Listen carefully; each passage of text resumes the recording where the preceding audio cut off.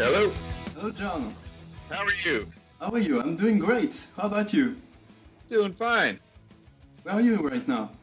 I am at my studio and working on music and having fun in New York. As much fun as we can do with the pandemic.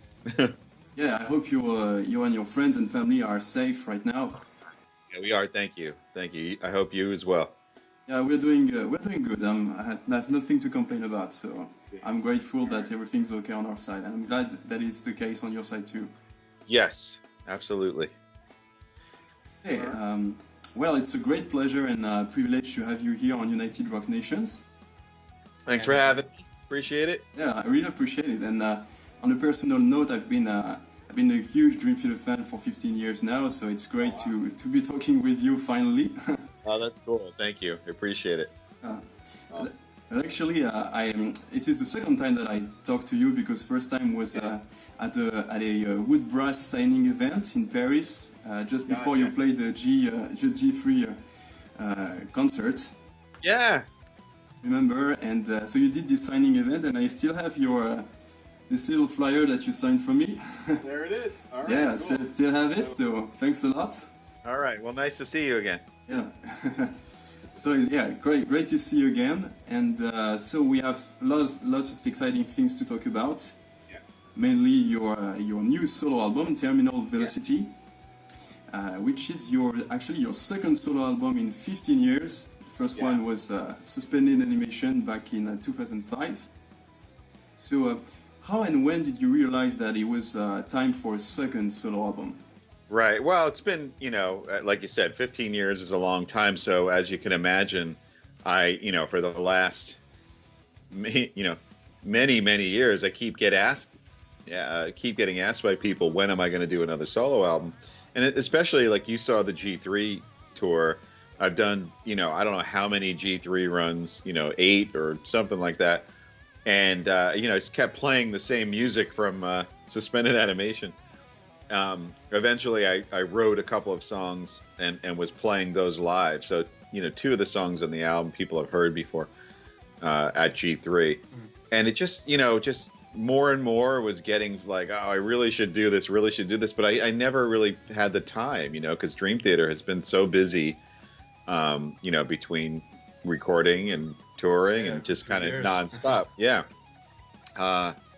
And so I planned on doing it in March of this year because I kind of knew Dream Theater's schedule was a little bit light for 2020. But then the pandemic hit and all the touring got postponed and canceled. And so then I had plenty of time, and I spent from March through May finally getting the record done. And actually now it's released, and I feel very satisfied. Okay. It's good to know. So hopefully when the touring scene and everything goes back to normal, we can expect to see and hear you play those new songs live with another G3 tour maybe. Yeah, I mean, it's like we don't know when everything's gonna start back up again and what it's gonna look like. I know, for me, the focus will most likely be more with Dream Theater and our touring plans. But if things, I could now I have 2 solo albums out, right? So I can actually play a full concert if I wanted to do a tour. Or of course, if Joe asked me to do another G3, of course I would love to do that, and then you'd hear these songs live. Okay. So this new album is a big event because, as you said, it was your second solo album in 15 years. But also and obviously because it marked the reunion with your longtime friend Mike Portnoy on the drums. Right. So, and you guys managed to keep this collaboration a secret for a long time. So it was a very nice surprise for every one of us fans to know that you guys were finally back together, playing some music. So how and when did you tell Mike that you wanted to do this album with him? Right. So I told him, I had, like I said, I started in March writing the record, and I wrote all the music and recorded all the guitars, and I was thinking about who I was going to get to play on the album. I wasn't totally sure. I had been talking to Mike about something else previously, and I told him what I was doing, and he said, "Hey, yeah, if you need somebody, I'm here. Let me know." And I didn't really, I don't know. I was like, okay, cool, thanks. But I didn't really think about it that much, I guess. And then I've said this before too, while I was doing this, like my family, like my wife and my kids, they're like, you got to get Mike to do it, it'd be awesome, because it's like we're all friends, and our families are friends, and the kids grow up together. I gave it some thought, and one day during this whole thing, that pandemic is like just all around us, and I woke up one morning, I'm like, you know what, life's too short, I'm just gonna ask Mike, this will be cool. And I did, and he said, yeah, of course, I'd love to. And it was great. So, and he actually came to my studio and recorded the drums in person, which was cool, because Dave LaRue, the bass player, actually recorded everything remotely at his place in Florida. So I never got to hang out with him in the studio, but Mike did come to the studio, and he played drums along to my tracks and did a great job. And it was really cool doing something musically together, like you said, after over 10 years. I mean, the last thing we did was, I don't know, the last Dream Theater tour when he was in the band. Okay. It was really the first time in 10 years that you guys played together? Yeah. Yeah, okay. And yeah, I mean, we didn't actually play together necessarily, because like I said, the music was written. Yeah. And I had recorded all the guitars. So he was playing drums to my guitar tracks. Okay. But we did, he was at the studio. We were set up. We played a couple of things together, a couple little jam things. But, we were able to work out some of the more difficult musical sections on this record. We were able to get together and work that out, unfortunately it wasn't like we really played together as a band type of thing. That would have been nice, but it's not the way this happened. So you guys came back to the a little bit like the old alchemy that you guys had back in Dream Theater. So since you said you worked out the tricky part, so I guess you guys found that same feelings that you had when back 10 years ago. Yeah, I mean, like Mike kind of explained it like this. Like, for me, I wrote the songs, and I programmed drums and played some bass on it. So the songs were done. And so for Mike coming in as a drummer, he's listening to stuff for the first time and trying to kind of, it's different when you didn't write it, because you don't really know what the mindset was. So you have to kind of like analyze it, and especially some of the tricky stuff. Yeah. So, he said, for him, like when he was in Dream Theater and we were doing that stuff together, he understood it totally, because he was there while it was me, of course.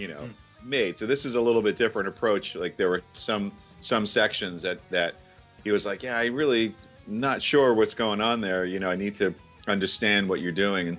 And so we were able to do that. And that was great. And like you said, because of the history, I mean, we were in a band for 25 years together. So, as soon as he started just playing drums to the songs, it just sounded right. It sounded like, yeah, this is absolutely going to work.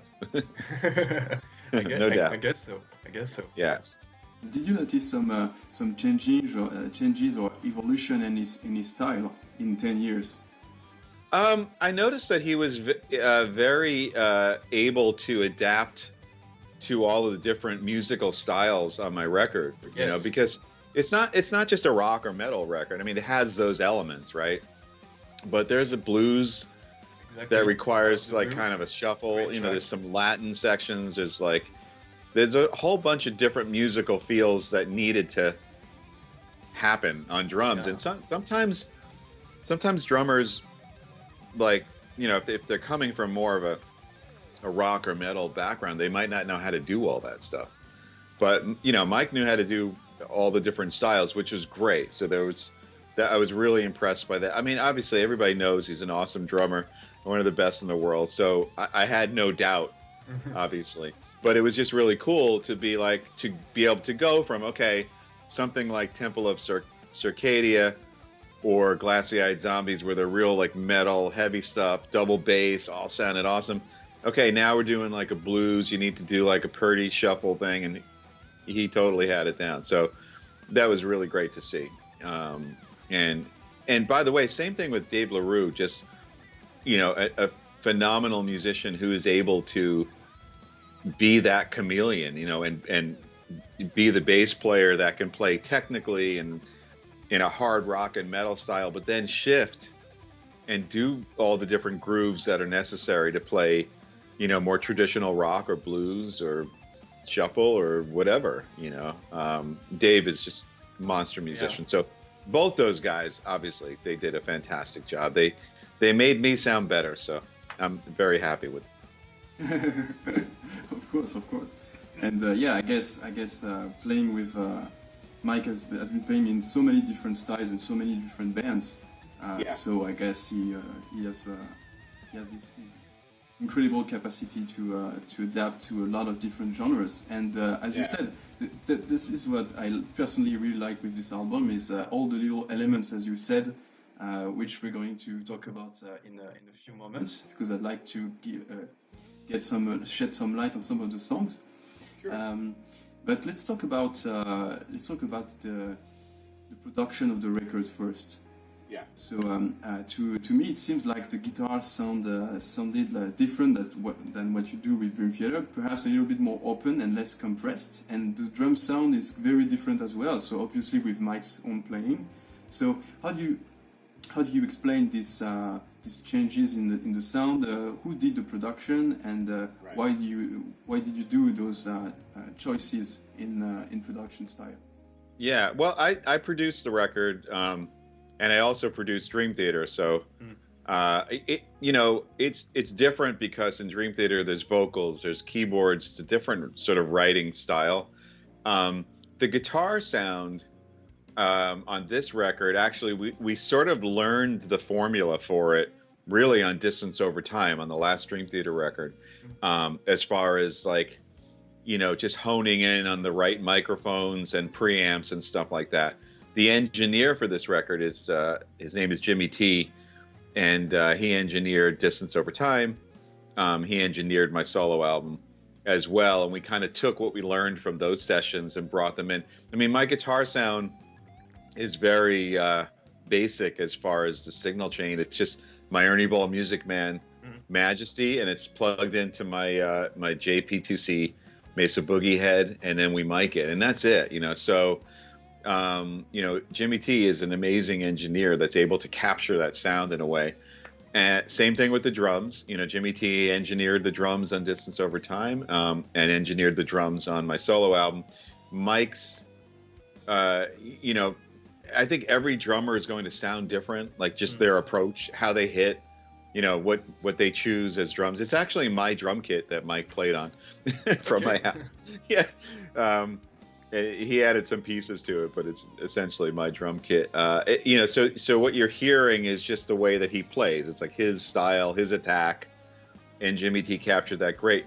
The biggest difference on this record, you know, besides me and Jimmy T, is the mix engineer. So this record is I used for the first time Andy Sneap, who I've always been a really big fan of. As far as his mixing, you know, his mix catalog as a mixer is unbelievable.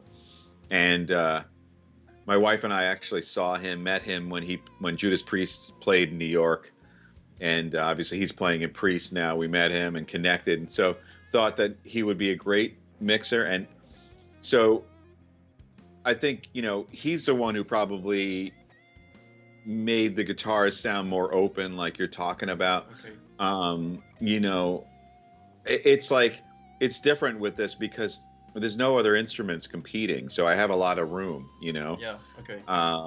But it's just a combination of the guys working on it, you know.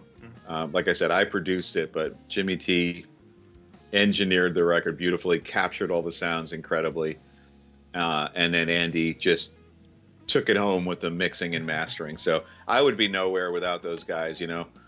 I don't know how to do that stuff. So. Okay.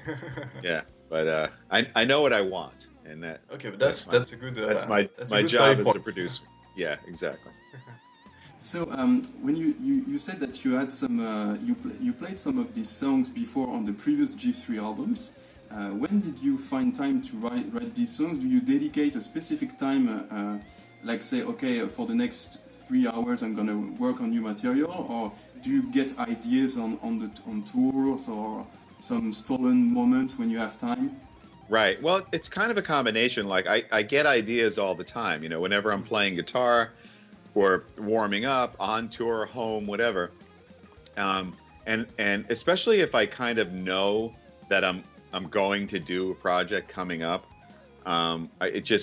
things just start to happen. So I always record those ideas, and they're usually not very long. They're just little, I call them seeds, you know. Yeah. And I do it on my phone. I label them, and then I put them in a file on my computer. So that's kind of like the farming, you know, collecting things as they hit me. But more of it is actually really the crafting of the song, is sitting down and saying, okay, I'm going to take this time to actually write this song now. Because, like, let's say the song Terminal Velocity, the opening song on the track, the only part I had was the opening, you know, guitar lick. Yeah. That was it. So I'm like, okay, I'll start with that. But the whole rest of the song needed to be written. And that's the crafting process, is taking that seed or that inspiration or that idea and putting the time aside, whether I do it by myself or with an engineer, you know, opening a session, starting a tempo map and doing it, you know, and going for it.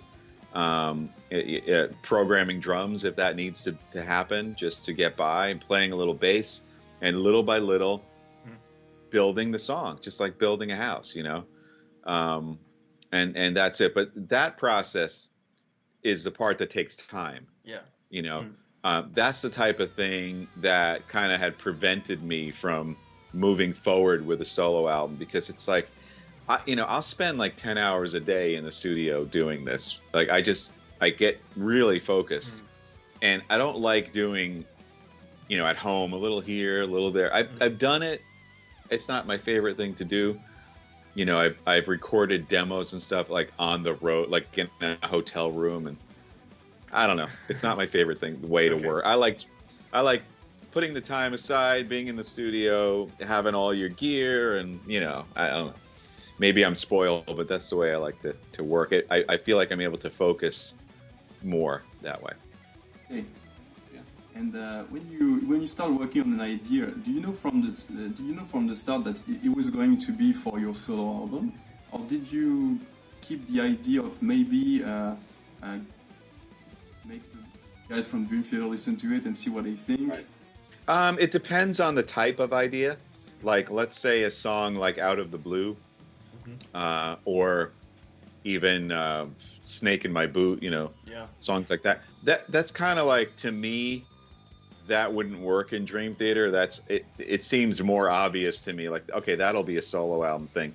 But sometimes there are ideas that can go either way. Like, I mean, a song like Temple of Circadia, the riffs in that, I mean, or The Odd Father, that could very easily be a Dream Theater song. Yeah. You know, add some vocals and keyboard parts, and you know, it could turn into a Dream Theater song. So in that case, I just have to sort of make a decision as I'm going through my riffs. Okay, am I going to use this, or am I going to save it for Dream Theater? And it just depends on my mood and how connected I am to a part, and, you know, if it's inspiring me. But sometimes they do cross over. Okay, sure.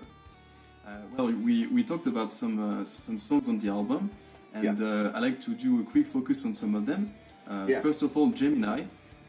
in which there is a little Latin Spanish music theme, and that's a genre that is not often associated with your playing, but it's most welcome to have that. So what's apart from metal and prog, which style of music do you like to play and listen to, and maybe compose in that style? Well, that's a good example. I mean, it's not that it's not that I'm so well versed in that whole style, but it is something that I like to pull influence by, you know. And that whole section in Gemini, it kind of happened accidentally. The feel there, because Gemini is the oldest song on the record. I wrote that. That's the one song that I took from way in the past that I wrote in, like, I don't know, early 90s or whatever. I used to play it like at guitar clinics. Okay. You I don't know, maybe you know this or you don't, but you can go on YouTube and like look, and you see me like in 1995, you know. Oh, really? Yeah, put, you know, with a colorful silk shirt and clean shaven, and the Ibanez. Yeah, exactly. The old exactly. Ibanez. Right. Playing Gemini. I used to play that song, but the middle section where now is that kind of Latin kind of vibe, it didn't have that. It just had like a guitar solo. And then when I was writing it, I was playing acoustic and I started to like solo on acoustic, and it just had this Al Di Meola vibe, and I'm a big fan of Al, of course. Okay. I have been getting into gypsy jazz guitar. You know, it's just kind of like shred jazz on acoustic, you know, the whole Django style, which is amazing. And so I used the gypsy jazz guitar on that guitar solo, and then, you know, ended up making the feel have more of that kind of Latin thing. And it just worked. It worked, I don't know, to make that section more musical. You know, what I've said this before in interviews, but one of the things I like to do in my music is to infuse like other musical styles into rock, just to make it like slightly different, you know. If you listen to Snake in My Boot, it's like essentially it's a blues progression in like a rock, like almost like an old school rock, like Queen. Yeah, exactly. That immediately reminded me of Queen. Yeah. Right, but when it goes to the 5 chord in the key, which is E, I get out of the traditional rock feel and I go into more of a modal. I don't know what you call that. It's like, sounds like Middle Eastern or Egyptian or something. Yeah, I see. Just for that chord, and then I go back. So I like doing stuff that way, where for certain sections or parts, you bring in another kind of musical influence, and I think it makes the song more interesting to the listener, more interesting for me to play, but also as a listener, you're like, oh wow, I wasn't expecting that. That's kind of cool. Yeah. And especially with instrumental music, you know, you don't want it to be boring. There's a lot of notes. You want it to keep your interest. Yeah, of course. And which bands do you listen to at the moment? I don't listen to many bands at the moment. Okay. Honestly. Yeah. I've just been so busy working on music and stuff. I haven't really gotten into many new bands, unfortunately. But like I said, I was turned on to the gypsy jazz guitar, Django style, and actually Joshua Stefan, the German gypsy jazz guitar player, is actually doing my Guitar Universe camp. You know, started getting into his records and stuff, and it's just amazing. But you know, as far as bands and stuff, yeah, I'm not I have to say I'm a little bit guilty in that I don't listen to a lot of new, you know, bands and music. Yeah. A lot of times I get turned on to bands just kind of naturally or accidentally, or even when Dream Theater is on tour, and you know,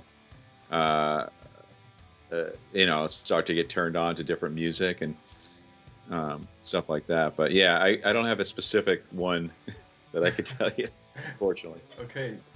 Well, you're known as one of the hardest working musicians on the metal scene. Do you keep a daily practice routine, and in which area do you think you've improved? What are you working on right now, technically speaking? Right. Well, I do practice daily. I mean, you know, I think like anybody else, There are periods where, you might take a little bit of a break from the guitar, whether that be a week or two or a couple of days, whatever. But I always get the itch to play, and try to do that every day. And when I do that kind of thing, it's more of just like technical sort of maintenance of my chops and stuff like that. When I do a project like my solo album, I feel like those are the times where I tend to push myself, as I'm actually recording, tracking guitars, improvising solos. That's when I kind of get into the headspace. Like, I want to do something that's going to be, I don't know, maybe something new that I haven't done before or tried before. Maybe try to focus on a certain type of technique a little bit more, so I get that a bit better. On this record, for me, it was arpeggio technique specifically. Okay. I decided to focus on that a bit more and have more of those kind of moments in the songs that you'll hear a bunch of times.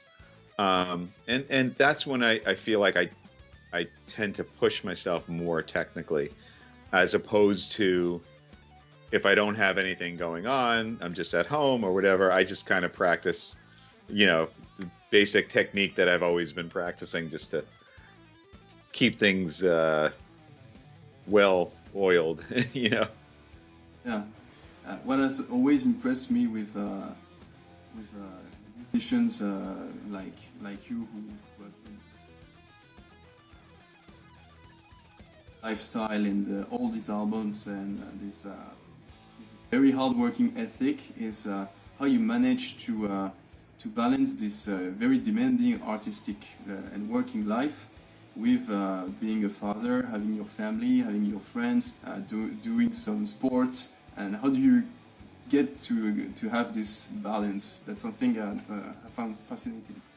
Yeah, well, you're absolutely right. I mean, especially like you said, if you're somebody who works hard, and in the case of musicians, that might mean either long days in the studio or lots of touring, which means you're away a lot.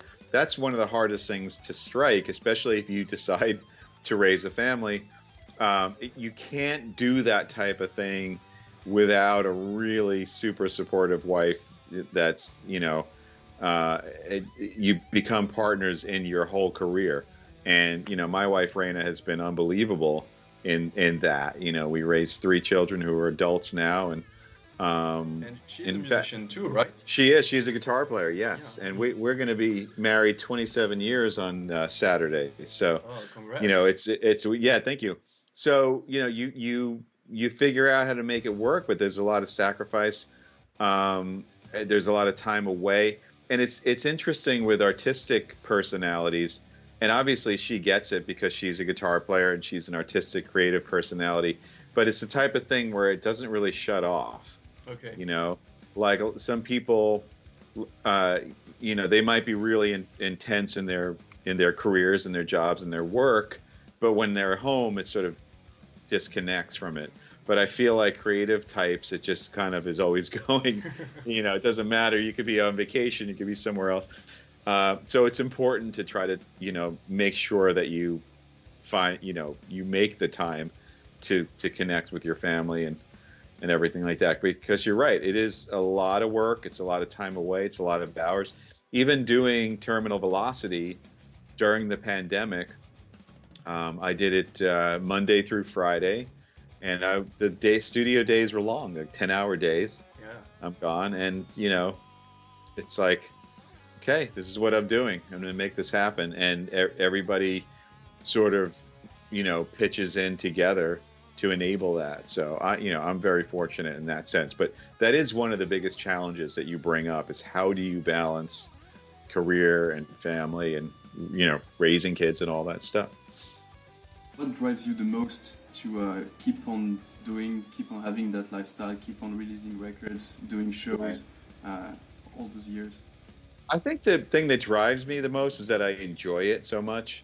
I think that I've always been a creative person. So, even when I was younger and I didn't play guitar, I was into drawing and painting and stuff. It's just something that is part of what I am, like what I do. Yeah. So I don't know. I love playing guitar. I love the whole process of creating music on the instrument and then going into a place and building it into something. It's just, I always find it very inspiring and just a lot of fun and engaging. And then the performance side is a whole different thing. Like, I mean, some people really enjoy performing. Some musicians don't, it depends. Yeah. I know people that don't. But for me, I just love getting on stage and playing guitar and with my friends, with my band members, or with other guitar players with G3. The whole sort of thing about guitar specifically and all the gear that's associated with that, and getting into tones and sounds and effects and developing things like guitars and amplifiers like I've done.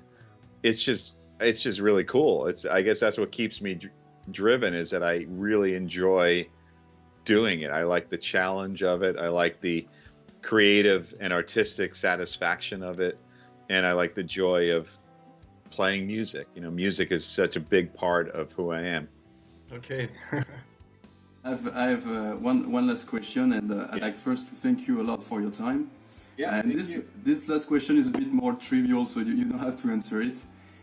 We talked about lifestyle and being healthy, and my little brother, who's a guitar player and a big fan as well, he asked me, he knew that I was interviewing you, so he asked me, you got to ask John Petrucci if he has a workout routine.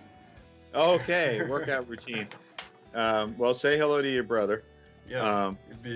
I mean, I've been enjoying working out, weight training for a long time now. I got into it a while back. There's lots of books and stuff on this. I mean, I do more traditional bodybuilder type of stuff, I guess. Okay. Where you sort of separate your body parts. Okay. On this day we're doing chest, on this day back. That more of that traditional, Arnold Schwarzenegger kind of style. Yeah, never skip leg day. Yeah, right, exactly. But obviously there's so many different things that have developed, and so many CrossFit and all these different things that you could do. It depends on your goals and what you want to do. The important thing I will say, and I'll tell your brother, maybe he knows this already, it's probably obvious, is that you have to be very careful in the gym as a guitar player. Yeah. As a musician, when you're picking up, throwing around heavy weights and steel, you got to watch your wrists, your hands, your fingers. I take all the precautions, and I avoid certain exercises that could be dangerous and stuff like that. So, but I think it's more of just a lifestyle that you get into, and you keep that up, and makes you feel better. Okay, that's great. Cool. Well, John, thank you so much for your time, for all your kind answers. And it's been an absolute pleasure to be talking with you about this new solo album, Terminal Velocity. And we can't wait so that the situation goes back to normal, so that we can see you on stage. I agree. Well, thanks for the great questions. Nice talking to you. And one day, it's not always going to be this way. We'll get back. We're not sure when that's going to be, but I look forward to coming to France and playing and meeting everybody and everything when that day comes. So thank you. Yeah, we can't wait to welcome you back to our beautiful country. All right, cool. Sounds good. I look forward to it.